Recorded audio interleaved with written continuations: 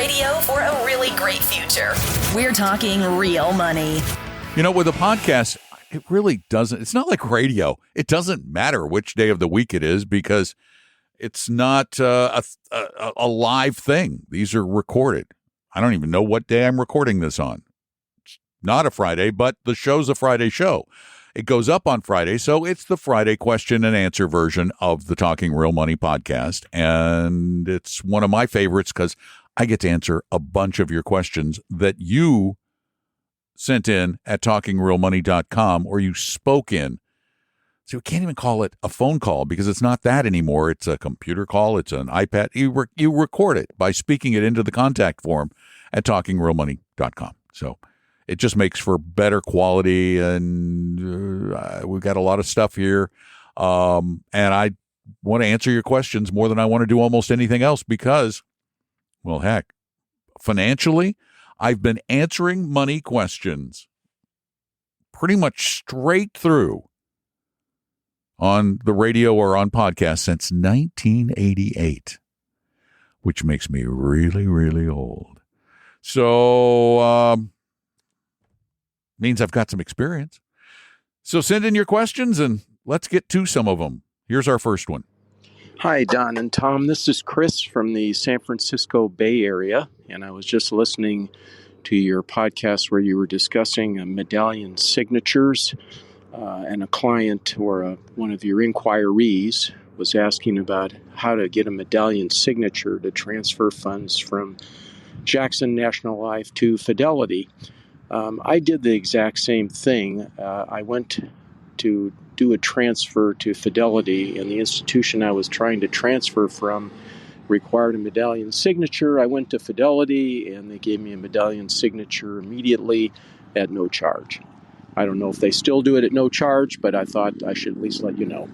That's it. Thank you very much. And thank you very much for the update because, you know, it's funny. After that question came in, I'd done some research later, and I found that a lot of people, and even Fidelity, saying they did medallion signatures.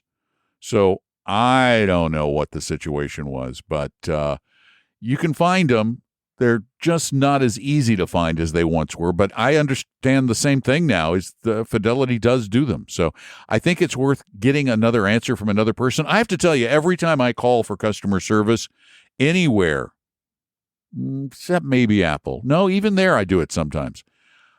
I often have to go to a supervisor because the first answer you get is often not right. The training is not great or something. So press a little harder. And it's funny, the next non-question actually comes from the caller we're discussing. Hi, I had asked you a question a few weeks ago about the problem we were having with medallion signatures and transferring money from one place to Fidelity, Jackson National in this case to Fidelity.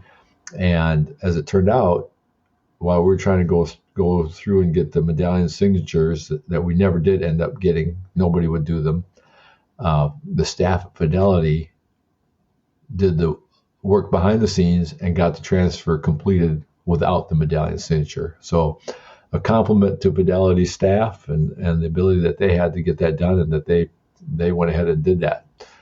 Not an ad for Fidelity. We've both been longtime Fidelity customers, but they carried the load for us on this occasion. Thank you. Well, it's good to know, but again, we get conflicting information. I don't know whose is what is where, but glad to hear you got it solved.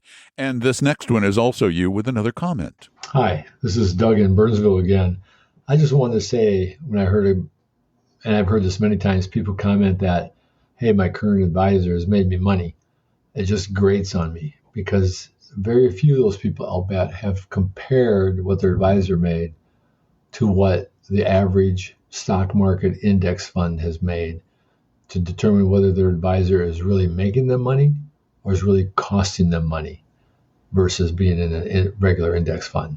Just had to mention that as one of my pet peeves. Thank you. We don't just think it, we know it. We know it's the case because we talk to so many people. And Tom meets with tons of them where he goes through their entire portfolio and over again, he discovers that most of these portfolios are mediocre. They're expensive. If you were just paying less, you'd make more. But part of the problem is the fact that we have relationships with these people who manage our money. They're almost part of the family.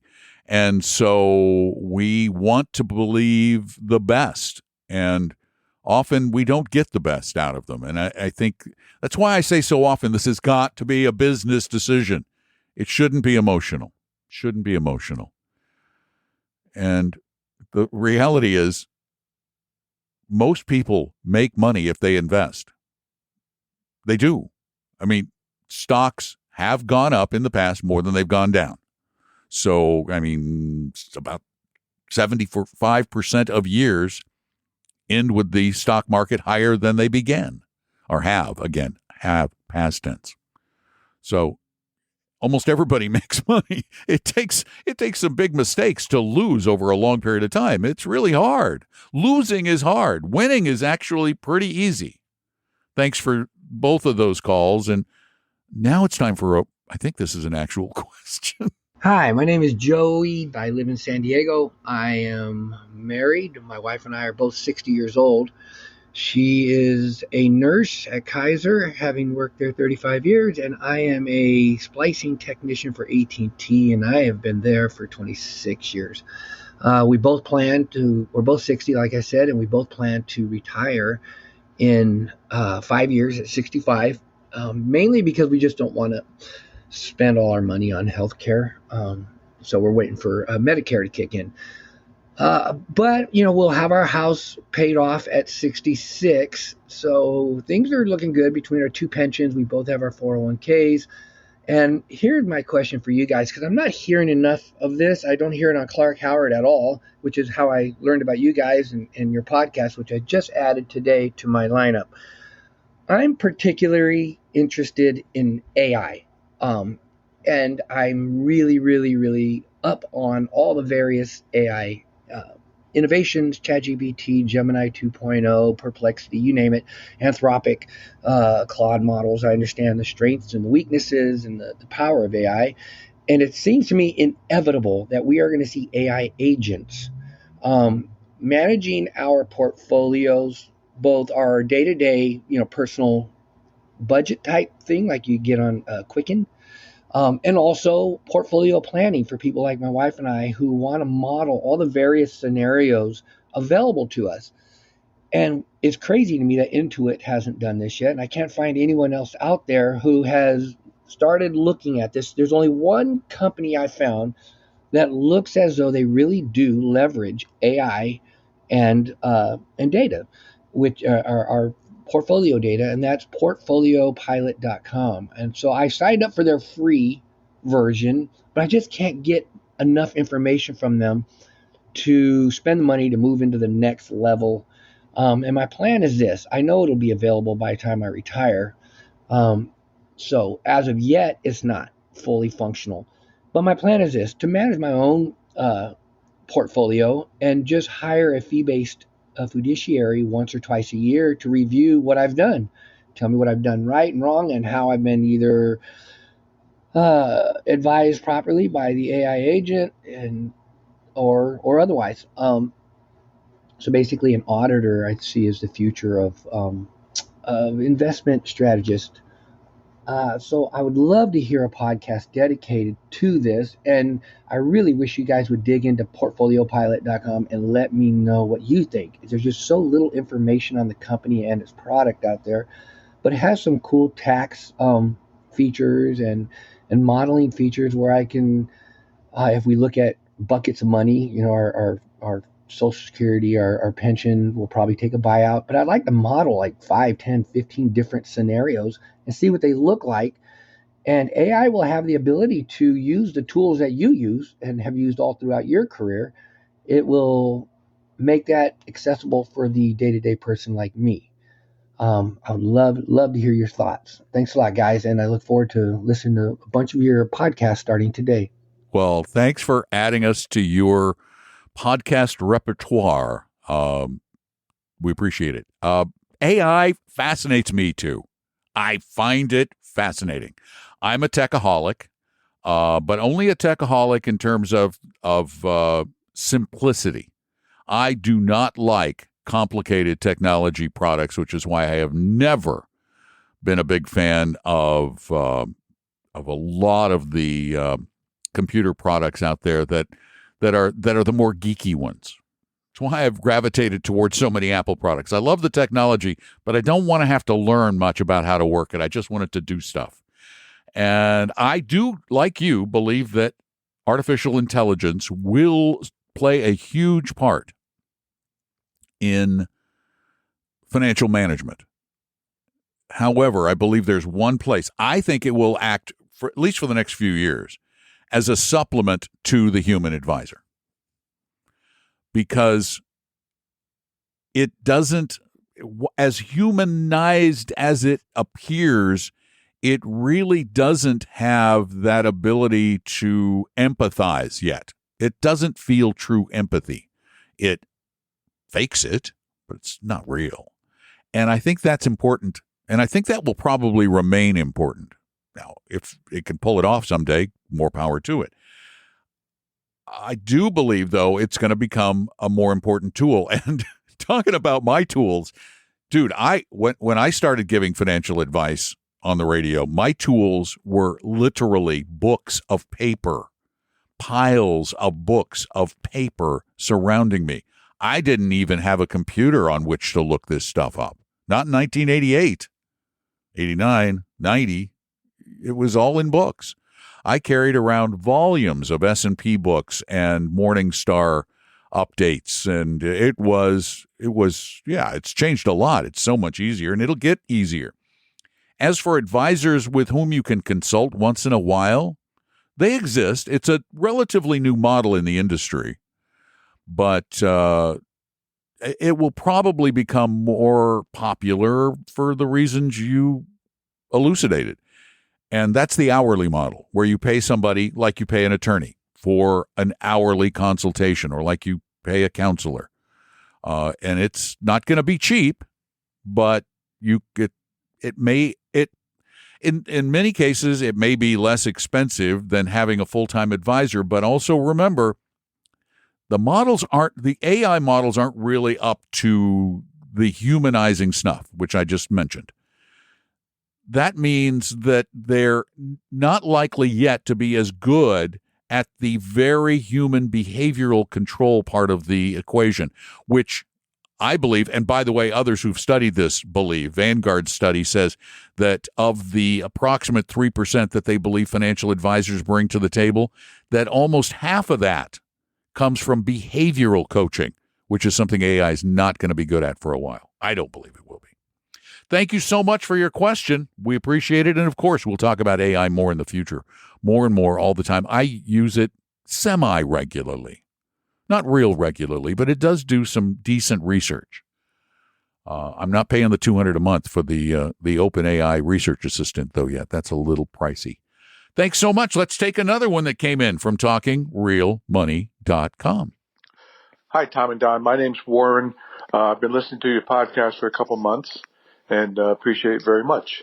I know you guys are very fond of the AVGE fund, and I took a look at it, and I noticed that it is really just a fund of fund.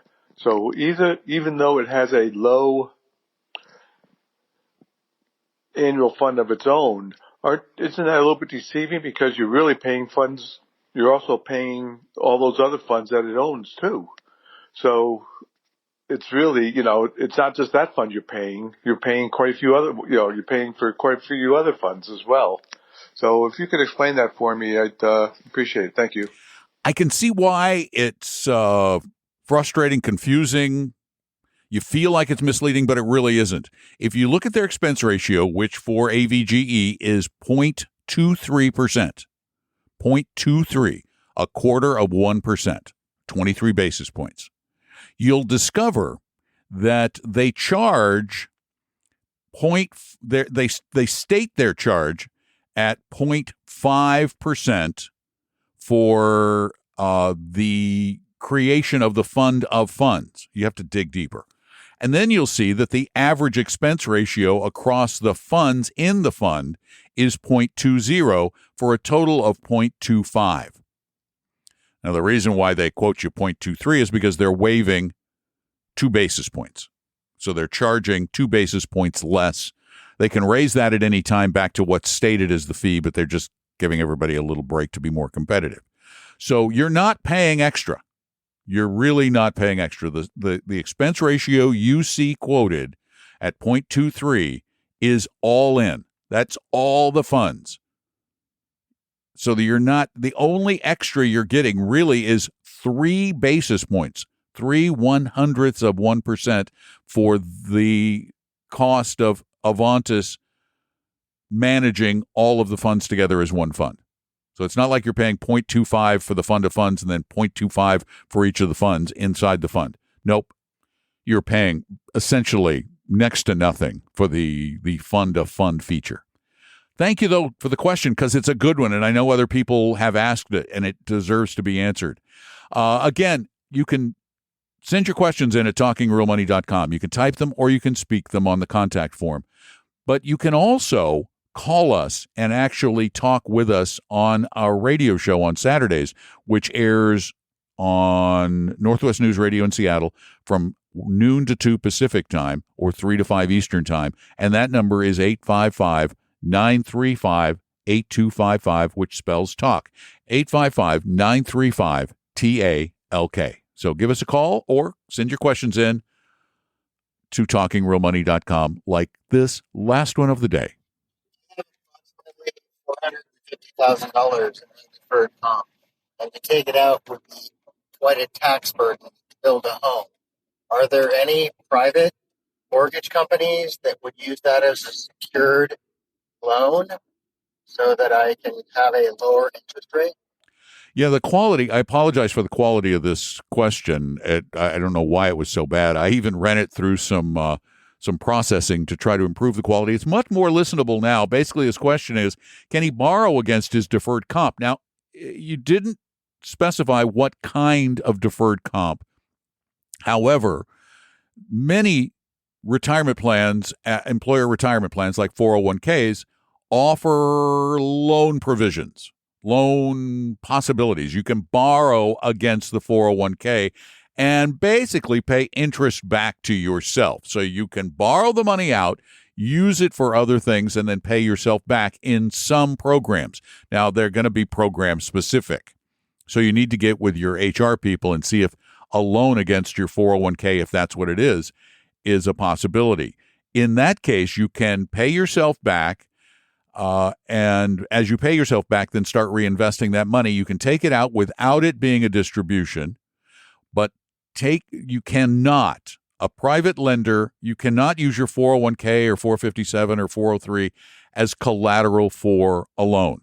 You can't do that. But there may be a way to get it out. So it's worth looking into if there's no other way to get the money to build the house. And then I assume you'll get the mortgage after you do that.